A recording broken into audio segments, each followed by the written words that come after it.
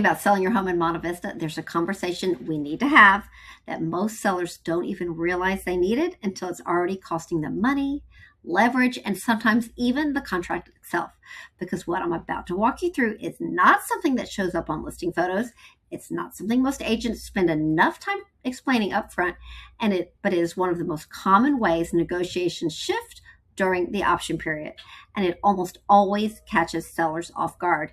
And that is how plumbing, specifically underground plumbing, enters the conversation. Not gradually, not gently, but all at once inside an inspection report with language that feels technical, serious, and open to interpretation. Words like corrosion, alignment irregularities, words like possible underground leak. And in that moment, the buyer no longer looks at your home emotionally. They are evaluating it very analytically. They're asking themselves how much risk exists, how much uncertainty exists, what uncertainty might cost them after closing. And here's the part most sellers don't see coming. The issue is always about the condition. The issue is how the condition is interpreted under pressure, without context, and in a very short timeline. I want you to imagine this clearly because this is where everything begins. You go under contract. You feel confident. The showing activity was strong. The offer made sense. The terms were clean. And you're already starting to think about your next move. Then the inspection report comes in, and it's buried somewhere in that report section on plumbing. Maybe it's a short paragraph. Maybe it's just a few bullet points. But the language is enough to shift the tone. It mentions signs of aging. It mentions possible concerns. It recommends further evaluation. And suddenly, what felt like a smooth transaction becomes uncertain. The buyer pauses. They start asking for more information. They may bring in additional specialists. And now something that has never caused you a problem becomes the center of the negotiation. That moment, that shift is what we are preparing for today. Not because it always happens, but because when it does, it happens quickly and it changes the entire dynamic of the transaction. And this happens even more in Monte Vista because of the type of homes we're selling. These are not new construction homes with brand new systems and standardized materials. These are historic and established homes with decades of use, multiple phases of updates, mature trees, and plumbing systems that have evolved over time. So the expectation a buyer brings into the transaction may not match the reality of how these homes function. And when there's a gap between expectation and reality, that gap becomes a negotiation space. And negotiation space, if you're not prepared, becomes a concession. Now, before we go deeper, I want to frame this the right way because this is not something about creating fear. This is about removing it. The goal here is not to make you feel like something is wrong with your home. The goal is to make sure that if something comes up, you understand it before the buyer does. So you're not reacting in real time without context. Because sellers who feel most confident during negotiations are not the ones with perfect homes. They're the ones who understand their homes. They know what's normal, they know what might come up, and they know how to respond without overcorrecting or undercorrecting. So before we even get into the 10 things you need to know, let's talk about why plumbing becomes such a powerful negotiation point in the first place. Buyers don't negotiate on what's visible. They negotiate based on what feels uncertain. A cosmetic is easy to understand. A paint color can be changed. A fixture can be replaced. But an underground plumbing issue feels different. It feels hidden. It feels unknown. And anything that feels unknown gets assigned a higher level of risk. When buyers assign the risk, they protect themselves financially. That protection shows up as repair requests, concessions, or renegotiation. So even a manageable or normal condition, if not understood, can create a disproportionate reaction. Now let's go a level deeper into that psychology because this is where most sellers unintentionally lose leverage. When a buyer reads an inspection report and sees technical language, they're not just reading it, they are interpreting emotionally. They're thinking about worst case scenarios. They're thinking about unexpected costs. They're thinking about what happens if this gets worse after they own the home. Because they don't yet have experience with your specific property, they tend to fill in the gaps with caution. That's human nature. And that means your job as a seller is not just to respond to findings. Your job is to reduce uncertainty before it becomes fear. Because once it becomes fear, the conversation shifts from facts to protection, and protection almost always costs you money. Now, with that foundation in place, let's move into the first things you need to know, and we're going to go deeper than the surface level advice, because this is where perspective starts to change. The first thing is that not every plumbing imperfection is a problem. And this sounds simple, but is one of the most important mindset shifts you can make as a seller in Monte Vista. These homes are older, and that's part of their appeal, part of what buyers are drawn to. But the older systems do not look like new systems. They do not behave exactly the same. They are not expected to be in brand new condition. And when an inspection identifies things like scaling inside pipes or minor surface rust or even slight alignment shifts, these findings are often consistent with the age of the home. They are not automatically signs of failure. They're not automatically indicators that something must be replaced. But without context, they can be interpreted that way. Let me give you a simple way to think about it. If you look at the original hardwood floors in a historic home, you would expect some wear. You would expect to see variation. That does not mean the floors are failing. It means they've been used. Plumbing systems are similar, but because you can't see them directly, the same logic always doesn't get applied. So when a buyer sees a pipe that's not perfectly smooth on camera or hears language like aging or corrosion, they may assume that means replacement is imminent. And that assumption, if not clarified, becomes a negotiation leverage. Now let's build on that with the second thing you need to understand, because this is one of the most common sources of confusion in Monte Vista homes, and that is cast drain lines. If your home was built before the 1980s, there's a strong possibility your drain system includes cast iron. Cast iron behaves in a very specific way over time. It does not stay pristine. It develops internal scaling. It may show surface wear. It can appear rough when viewed through a sewer camera, but that visual condition does not automatically mean the pipe is failing. In fact, many cast iron systems continue functioning for decades with these characteristics. The key difference is between cosmetic or surface level aging and structure failure. Those two things are often confusing during inspection. So imagine a buyer reviewing a camera footage for the first time. They see a pipe that's not perfectly smooth. They see areas where buildup has occurred over time. They may even see slight irregularities in the shape. Without context, that can feel like damage. But in many cases, it's simply age, and age alone is not a reason to replace a system. But if the distinction is not made clear, the buyer may assume a much larger issue exists. And again, that assumption becomes part of the negotiation. Now, the third thing you need to know is that sewer camera inspections show data, not decisions. And this is where a lot of transactions get off track. A camera inspection is a tool. It provides a visual. It shows inside the pipe. It can reveal buildup, root intrusion, alignment, and general condition, but it does not tell you what must be done. It does not define urgency. It does not assign cost. Those conclusions require interpretation, and interpretation depends on context. So when a seller or buyer looks at camera footage with a clear understanding of what is normal for that type of home and that type of pipe, it is very easy to misinterpret what they're saying. And here's where this becomes critical. When something is misinterpreted, the response is often disproportionate. A small issue can feel like a large one. A manageable condition can feel like a major expense. And because the buyer is trying to protect themselves, they may respond with a larger request than necessary. Not because they're trying to be difficult, but because they are trying to reduce uncertainty. And that is why understanding the difference between data and decisions is so important. Now, before we move on to the next section, I want to pause here because everything we've talked about so far is building towards a very specific goal. And that goal is this. When your home goes under contract, you are not surprised by how your plumbing is discussed. You are not hearing this information for the first time. You are not reacting emotionally.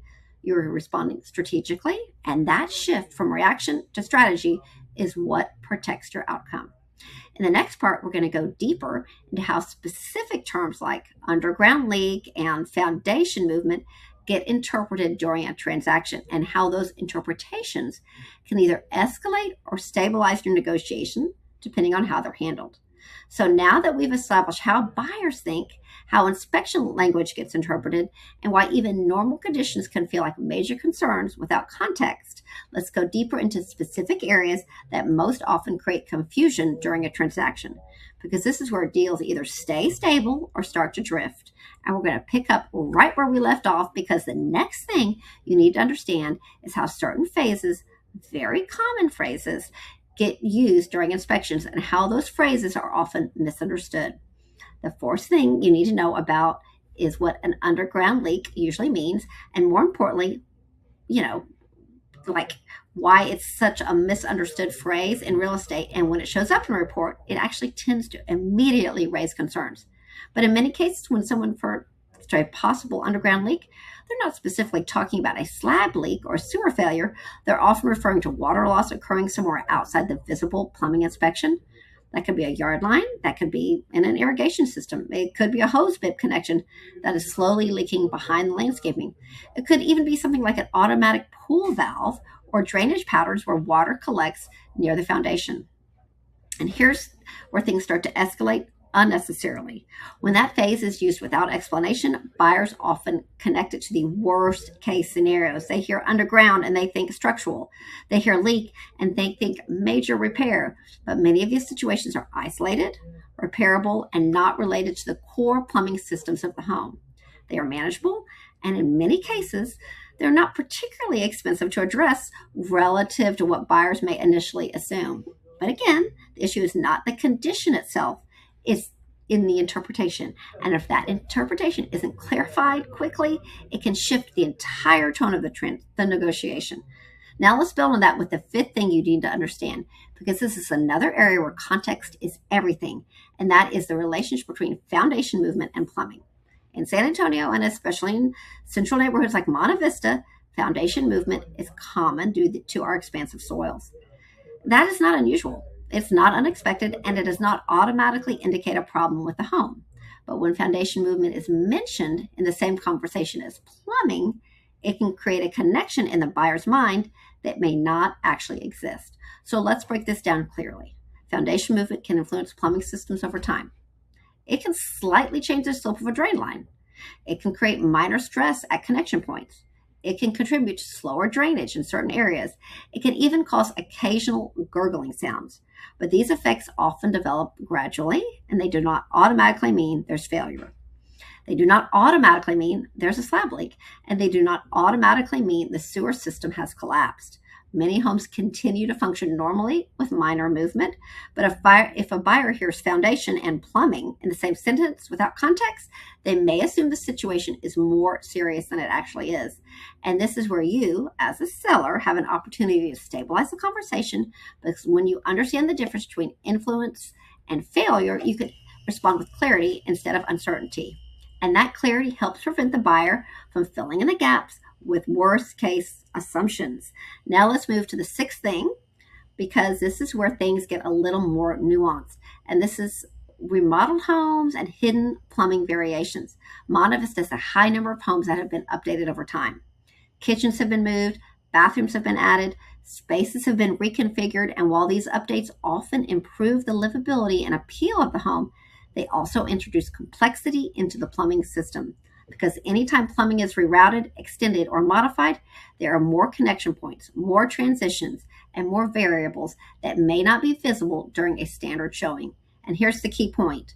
Most of the time, these updates are done properly, but sometimes shortcuts are taken. Sometimes older home systems are tied into newer ones in ways that are not immediately obvious. And sometimes those conditions don't become visible until inspections are performed or the system is evaluated more closely. So when you're selling a remodeled home, it's not about assuming there's a problem. It's about recognizing that there's more complexity, and complexity requires a little more awareness. Now let's move to the seventh thing, because this is where you as a seller can start taking a more proactive role even before the inspections happen, and that is recognizing early warning signs. I want to be very clear here. These are not diagnostic tools. These are not confirmations of a problem. They are signals that may indicate where attention needs to be focused during an inspection. Things like slow draining of sinks or tubs, gurgling sounds when the water is running, toilets that did not flush as smoothly as expected, plumbing under sinks that look unusual or recently modified. These are small signals, but they matter, because what you notice early, you have time to understand, and what a buyer notices during the option period becomes part of the negotiation. And that difference, timing, is everything.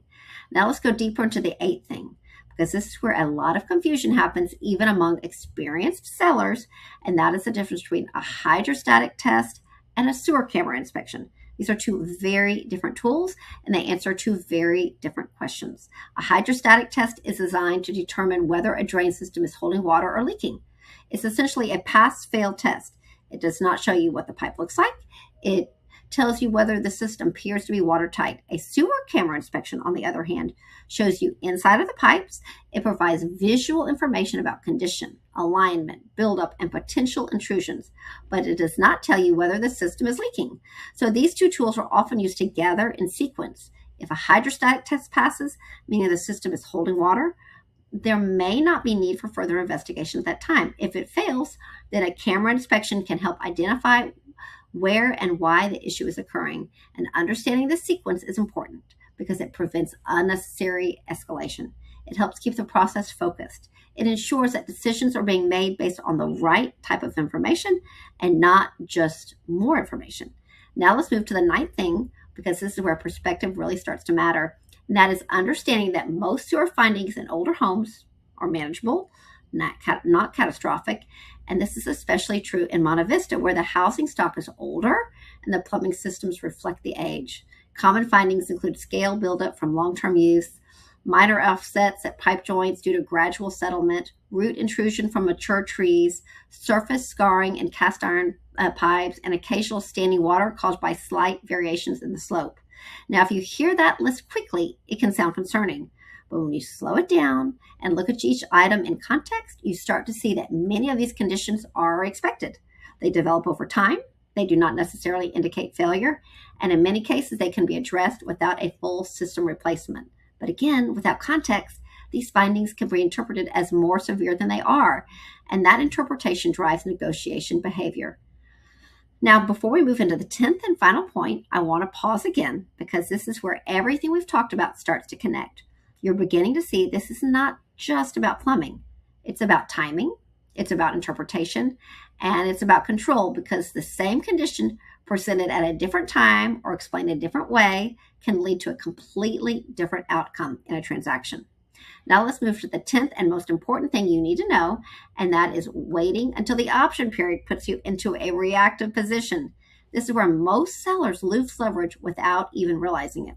When you learn about your plumbing system during the option period, you're learning inside someone else's time frame. You're responding to a buyer who is already evaluating risk. You're making decisions under pressure. You're often doing so without the time or clarity needed to fully understand your options. But when you take the time to understand your home before it hits the market, everything changes. You're no longer reacting. You're preparing. You have time to gather information. You have time to evaluate what matters and what doesn't, and you have the ability to present your home with clarity instead of uncertainty. And that is where we're going next, because in the final part of this conversation, we're going to walk you through exactly how to prepare as a seller, including a clear framework. 90, 60, 30 days, and how to think about inspections before listing, how to approach negotiations when plumbing comes up, and most importantly, what not to do so you don't accidentally weaken your position. So now that we've walked through how plumbing issues are interpreted and where confusion comes from, and why timing matters so much, I want to bring this all together in a very simple way so you can actually use it. Because at the end of the day, it's not about becoming a plumbing expert. It's about being a prepared seller, and prepared sellers don't eliminate every issue. They eliminate surprise and uncertainty, and that's the goal. I'm Caroline Deckard with the Park Properties Group at the Phyllis Browning Company. We work with sellers all the time, and we would love to help you with your home in Monte Vista, or talk to you about listing your home, or give you our 90, 60, 30-day strategy plan to get ready to go on the market. Have a great one.